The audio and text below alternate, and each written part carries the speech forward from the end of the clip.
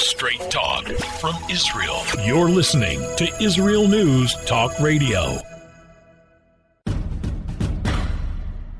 You're listening to the Jay Shapiro Show.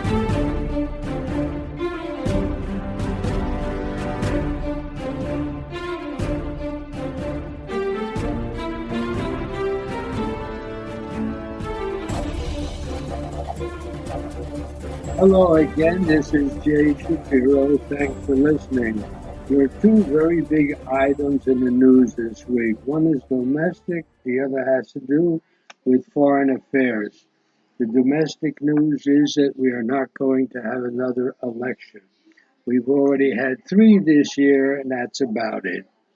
The other big news that the United Arab Emirates has decided to make an agreement with Israel. And his decision to normalize ties with Israel has boxed the hardline Arab regimes into a corner because it exposes the emptiness of the use of the tool of the Palestinian cause with which to distract and control the citizens of those other countries. The Israeli-UAE peace deal, unlike the Egyptian and Jordanian agreements, seems to contain the potential for a genuinely warm peace, a prospect that can ultimately benefit the entire region. Not a single Arab country issued a formal statement condemning or even criticizing the declaration of normalization between Israel and the United Arab Emirates, which is a remarkable and unprecedented response. When the Palestinians and Jordanians signed the Oslo Accords and the Wadi Ara Treaty, several Arab regimes condemned the agreements, and that did not happen today. Today, even Arab regimes have long marked themselves as pan-Arab, such as those in Syria and Algeria, declined to issue statements condemning the Israeli-UAE peace agreements. And that is really something novel. As for non-Arab Islamic countries, there were no negative reactions from influential countries such as Malaysia, Indonesia, or Pakistan, all of which enjoy excellent relations with the UAE. This is a really great chance for a new beginning here in the Middle East. I'll be back after the break.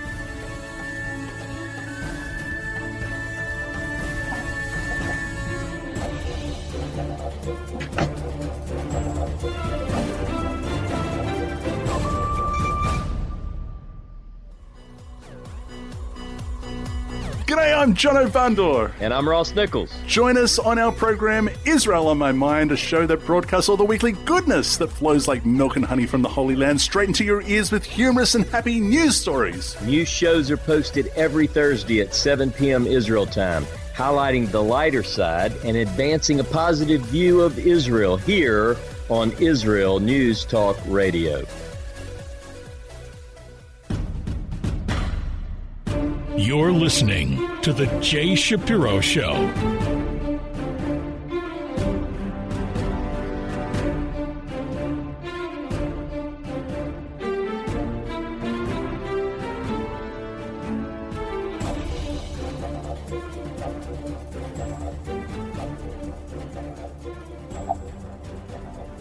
You're back with Jay Shapiro.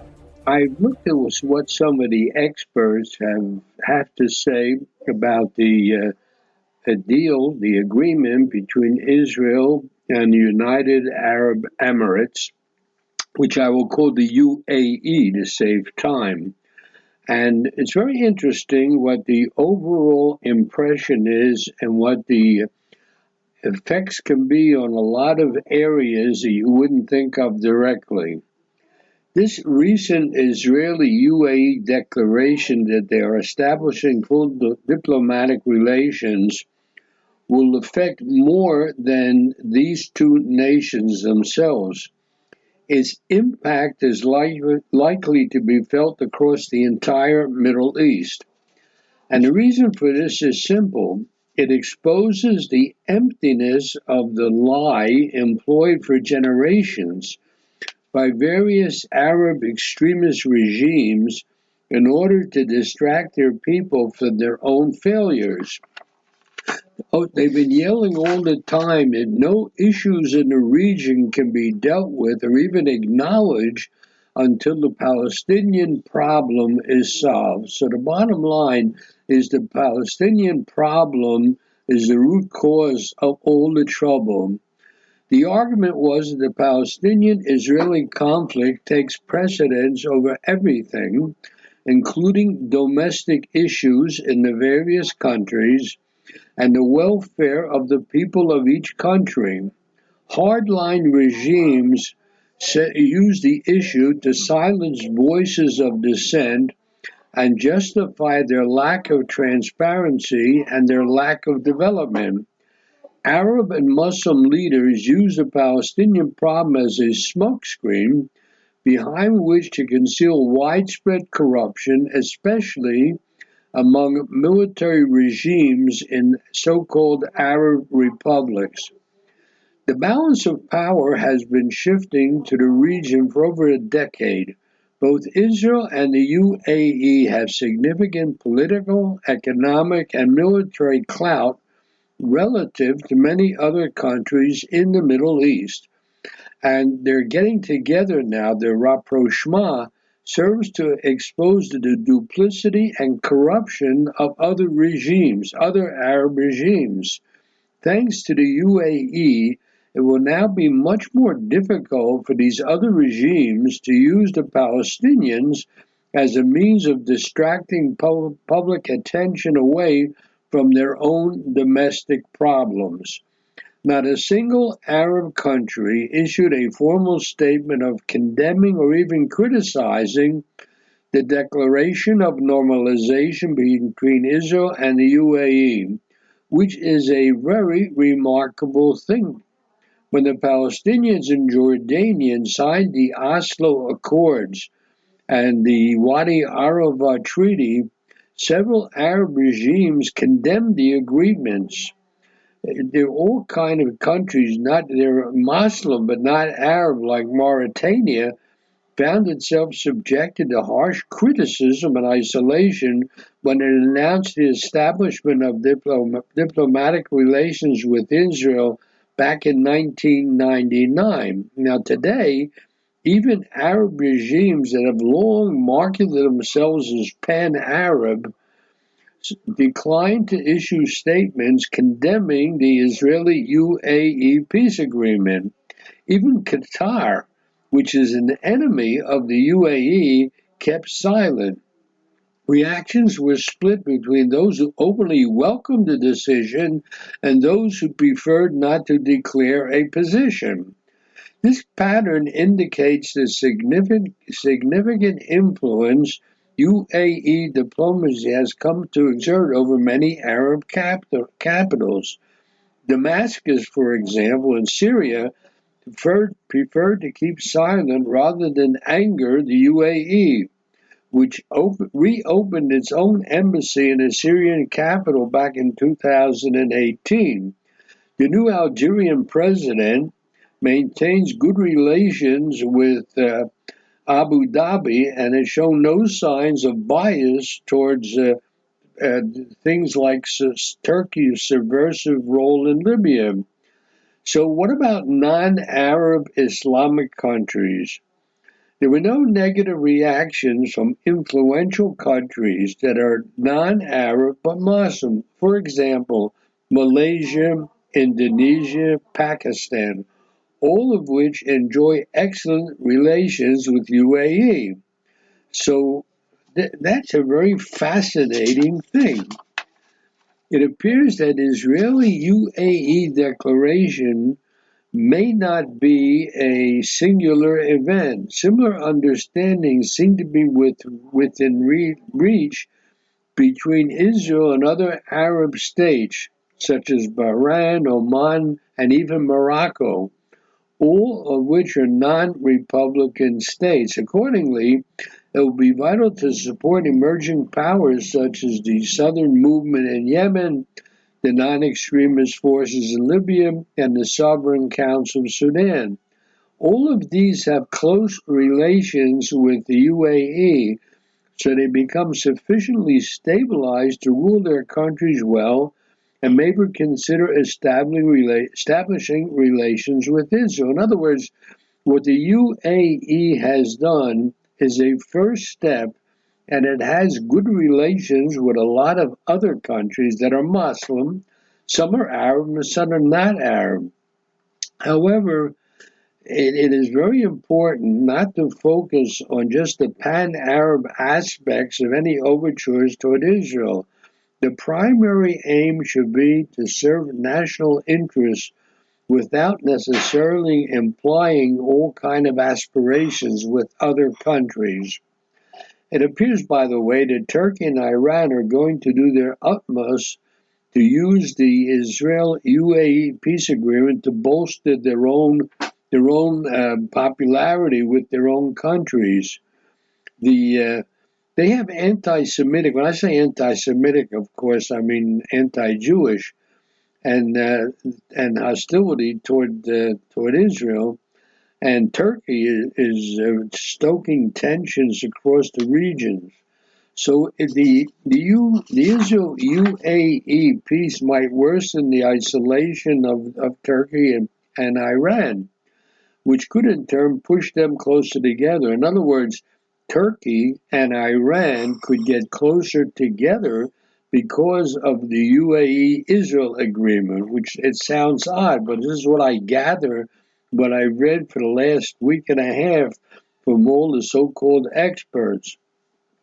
So people who have been studying the Middle East for years, they know that there's just daily anti-Israel rhetoric in the schools and in the streets.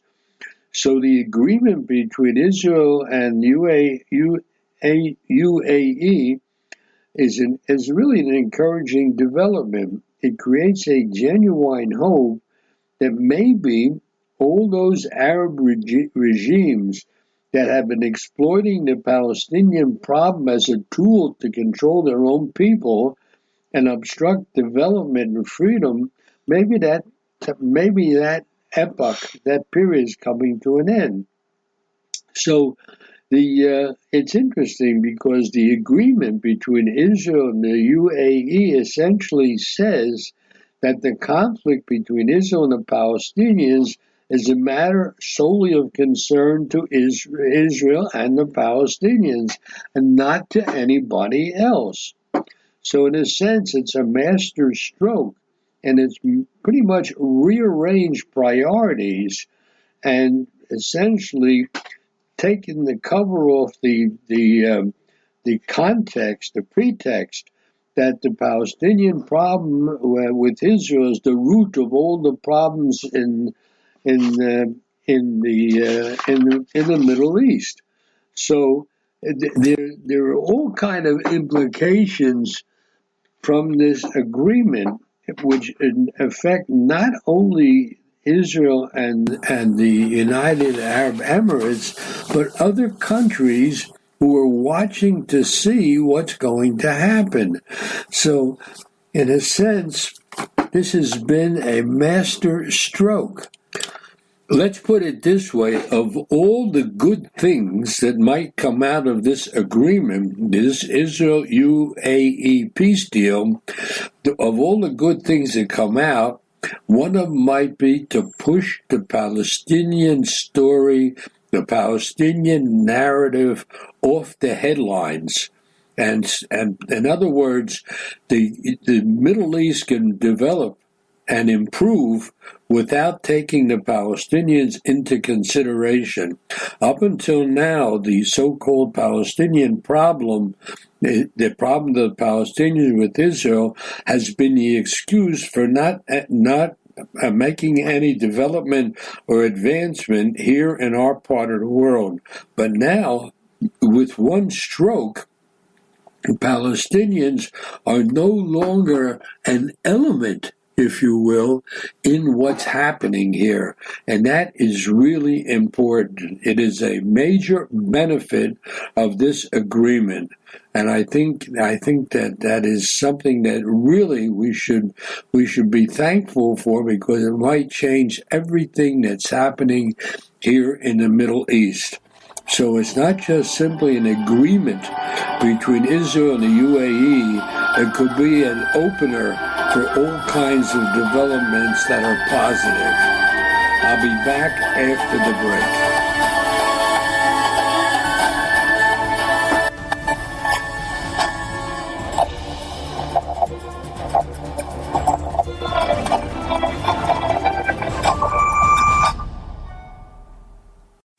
Hi everyone, this is Andrea Simento from Jerusalem, inviting you to drop everything and join me on my show, Pull Up a Chair. We'll visit this week's quirky stories, meet fabulous guests, and discover my Israel. Together we'll laugh, shout, and explain the topics that make us say, hey, we've got to talk about that. So get comfortable and pull up a chair with me, Andrea Simento, every Thursday on Israel News Talk Radio.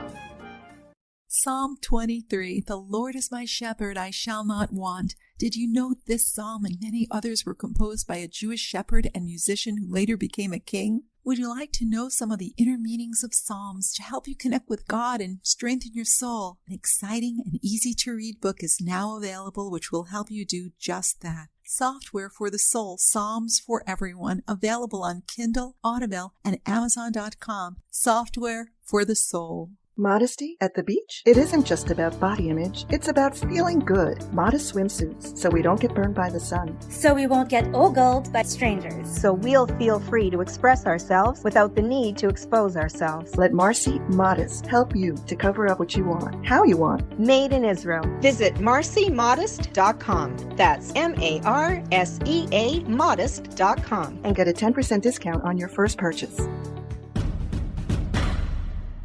You're listening to The Jay Shapiro Show.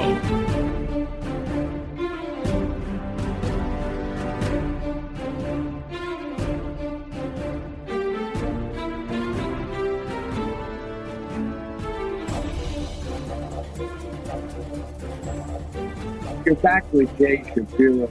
As I mentioned in the previous segment, I've done a lot of reading this week about the agreement between the UAE and Israel, and my head is full of information that I want to share with the listeners.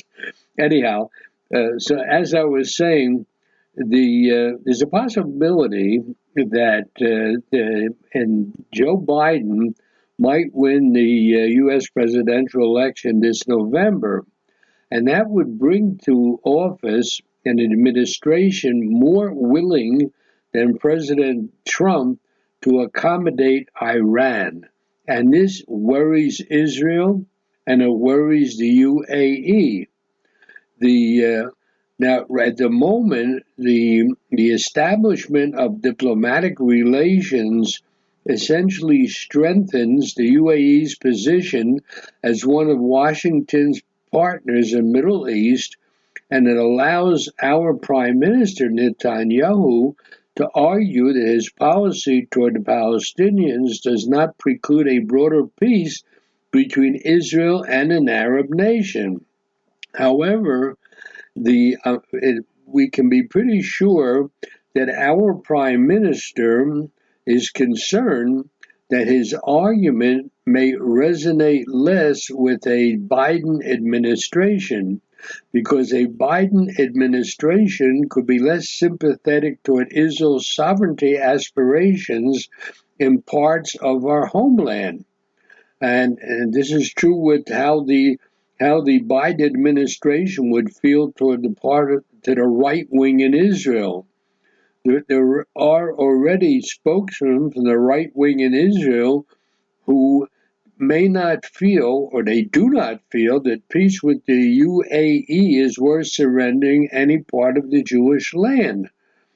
So the price of suspending extension of sovereignty over the Jordan Valley, which could have occurred on the 1st of July, It's being exchanged for diplomatic relations with the UAE, and that is the only excuse that the right wing is willing to accept from Netanyahu for not extending sovereignty. In other words, he got a big deal. He got relationships with the UAE, so they can some right wingers can therefore forgive him for not extending sovereignty.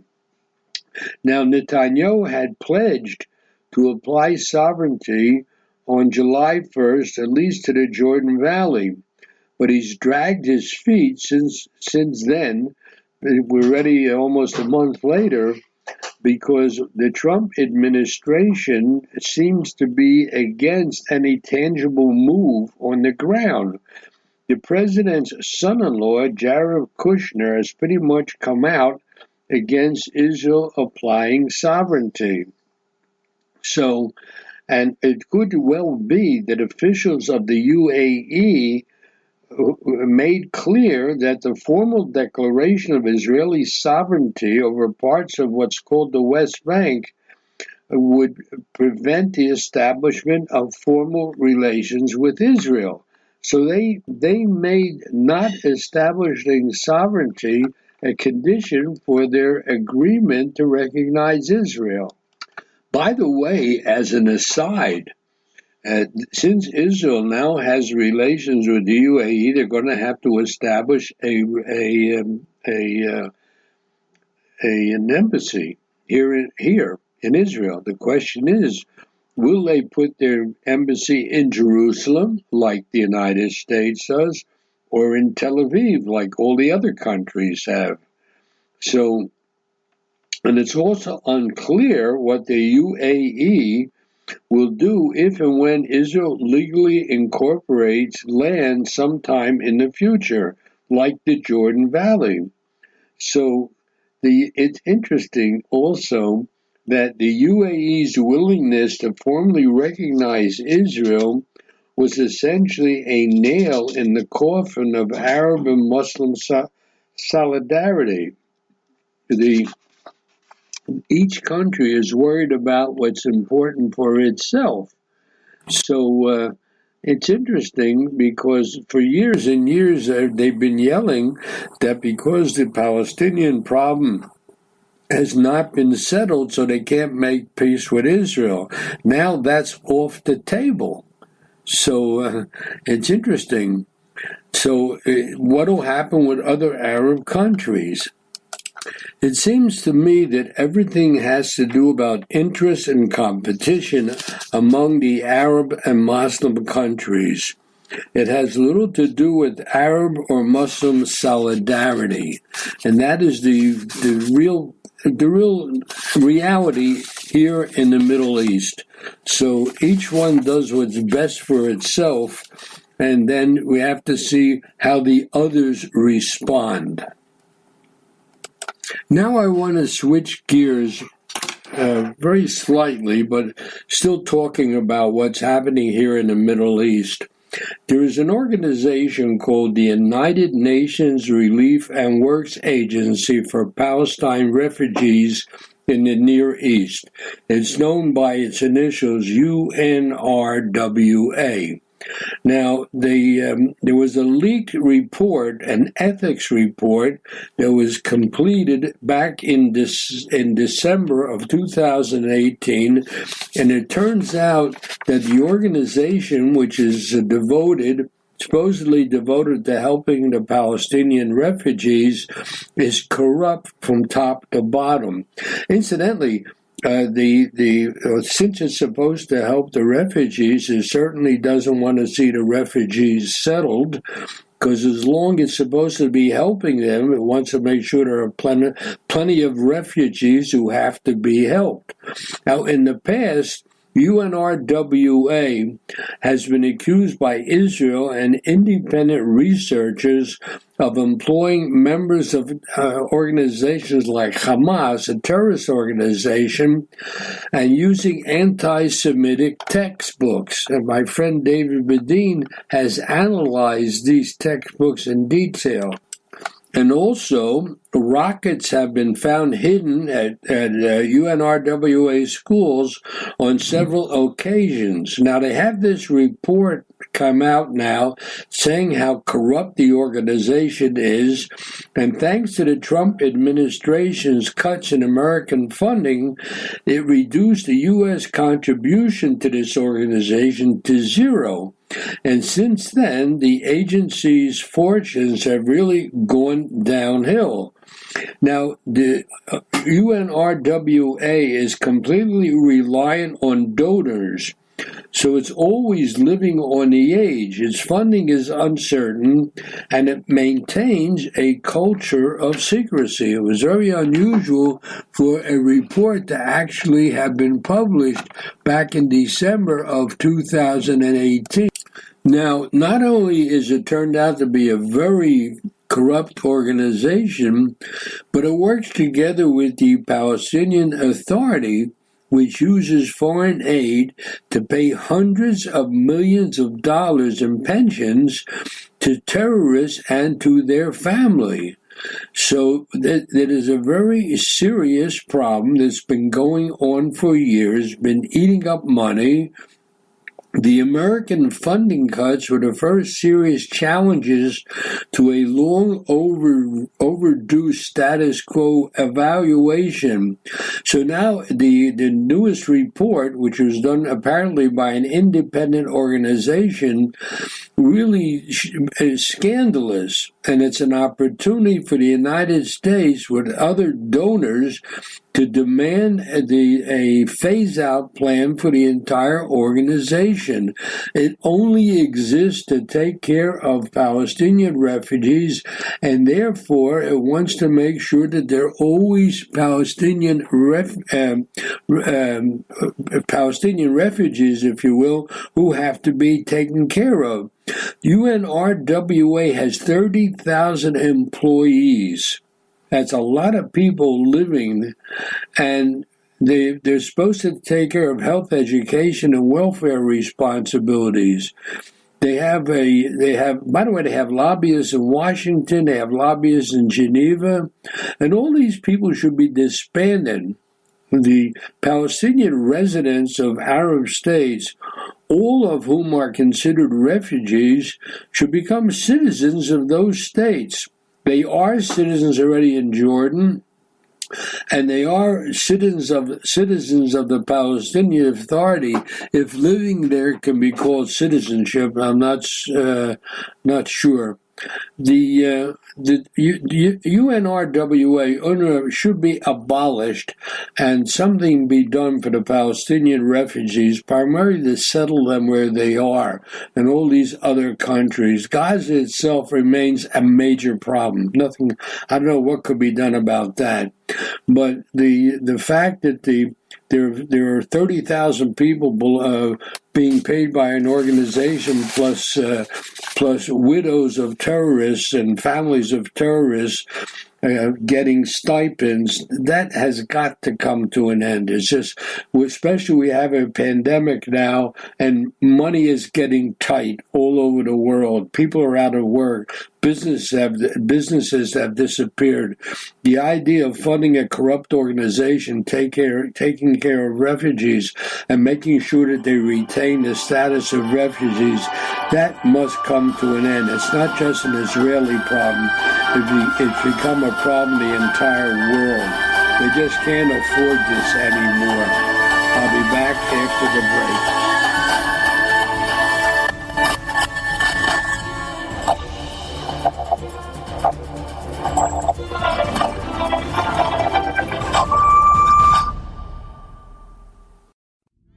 Are you interested in transforming your life, drawing closer to the Creator, and uncovering the deeper meanings and hidden treasures in the Hebrew Bible?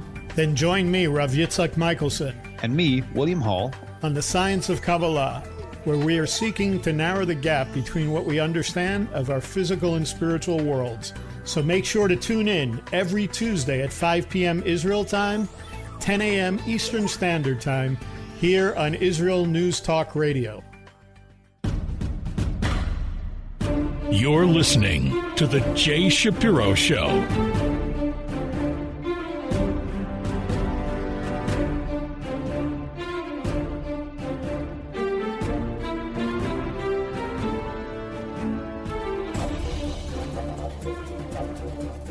You're back with Jay Shapiro. In this last segment of the program, I'm going to change the subject quite radically. I'm going to talk about happiness index. It turns out that there are two Canadian policy institutes and Columbia University have think tanks that measure happiness, and they rank countries according to the happiness score. How do they rank these things? They list countries by positive characteristics like GDP per capita, the Human Development Index, which is the aggregate of economic, educational, and life expectancy data, and human freedom and democracy. It's not surprising that the happiest countries are those that people risk their lives to reach. The countries at the bottom of the list are those many people run away from in search of a better life elsewhere. So what are some of the results? They're not too surprising. The highest happiness scores are Finland, Denmark, Norway, Iceland, the Netherlands, Switzerland, Sweden, New Zealand, and Canada.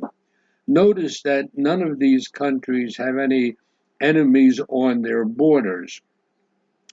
Now, these same countries also rank lowest in characteristics universally judged to be adverse to human quality of life, such as crime rate, traffic accidents, suicide. The widespread belief, by the way, that Scandinavian countries suffer from high suicide rates turns out is not accurate. Now, what countries have the lowest happiness scores? Well, that's not too surprising.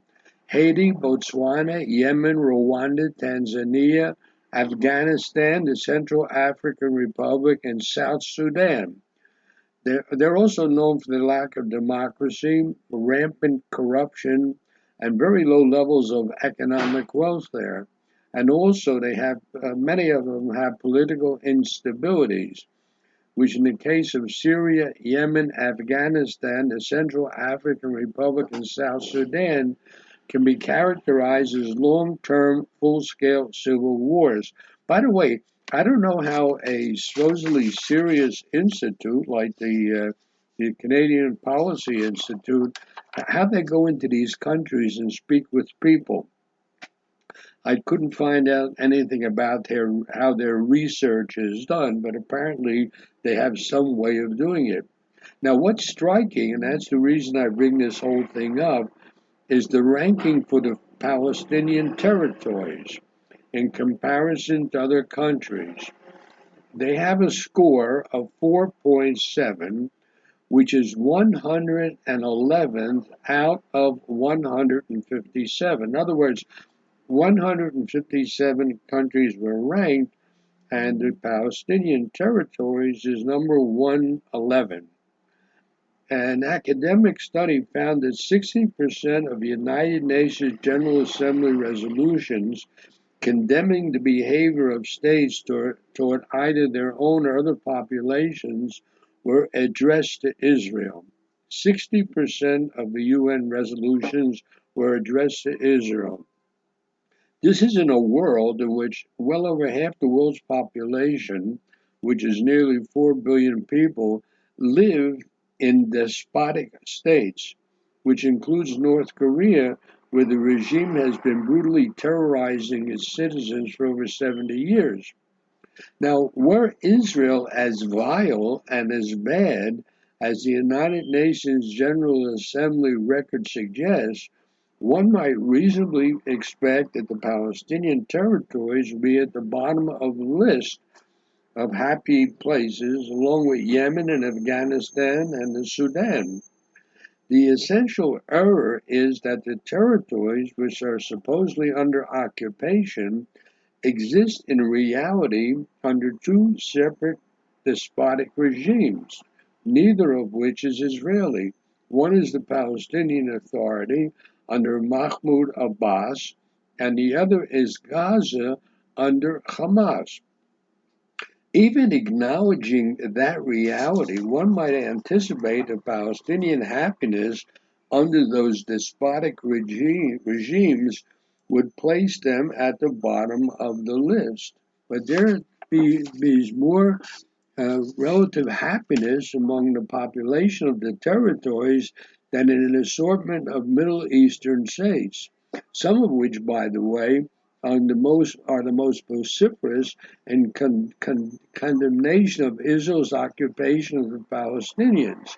For example, Iran, which is energy rich, ranks 7 slots lower on the happiness index than the Palestinian territories. Even less happiness prevails in Egypt, whose regime frequently initiates UN condemnation of Israel's occupation. Egypt is close to the bottom of the list at number 138, which is significantly lower than the Palestinians who are under occupation. It is the comparison with Jordan that gives the greatest surprise. If Israel's occupation is so onerous, how come the happiness rate in Jordan is only slightly higher than that of the Palestinians living under occupation? Jordan, with a ranking of 102, is only 8 slots higher than the Palestinian territories. Now, recall that the Palestinians live in 2 areas, in the West Bank and in Gaza, while the West Bank has a higher income level than found in Gaza. Were the ranking to differentiate between the two, Palestinians living in the West Bank could generate a score at least equal to that out of Jordan, where there is no Israeli occupation. Now, it's interesting, by the way, the Palestinian ranking would be more impressive were all 193 member states of the UN to be surveyed. The index, which is done by this Canadian think tank, is overwhelmingly represented by richer states, which are easier to survey than poorer states. By the way, one country notable for its absence on the list is North Korea, where surveys such as this would be impossible to administer.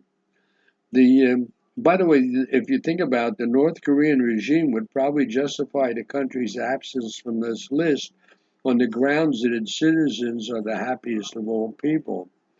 By the way, the real tragedy in the index exposes not the Palestinians, but Tunisia.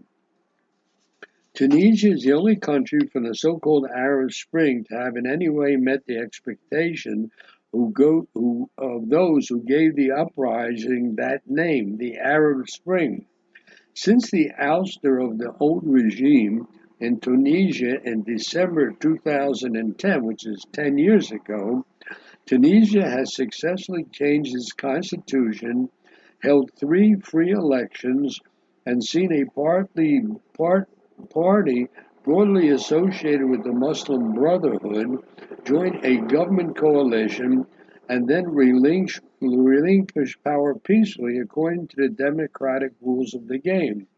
It's the only country in the Arab world to be designated as free, according to an organization called Freedom House, which is a think tank that ranks democratic and human rights. Nevertheless, despite these achievements, Tunisia ranks lower in happiness than the Palestinians, because they're all the way down at 125. The failure of democracy to yield economic dividends and high unemployment prevailed, economic stagnation prevails, takes a large toll on the citizenry, many of whom are young people. So the Tunisian case really offers a lesson to the Palestinians and their peace now supporters. In politics, there are few cases of simple solutions to complex problems.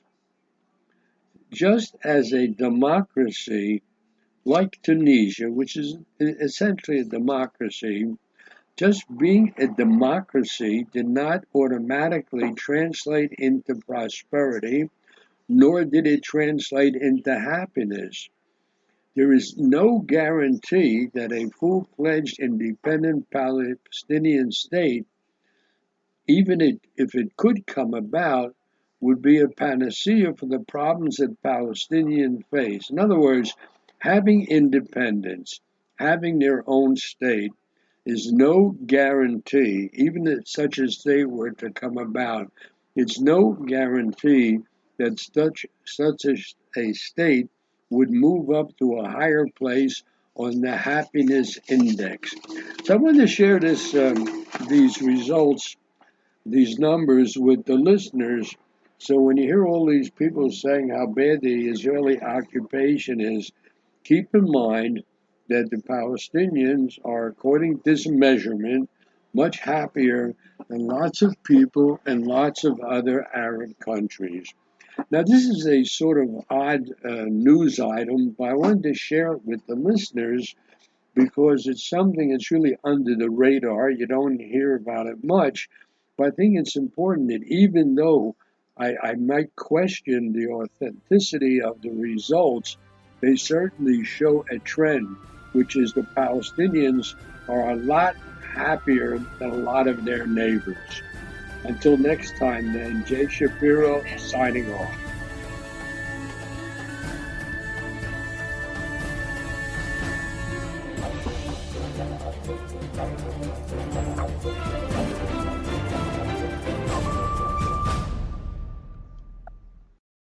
If you love Israel News Talk Radio, then you'll love our Facebook page. We keep you up to date on what's happening in Israel, plus little surprise treasures that we don't share on the radio. Go now to follow us on Facebook.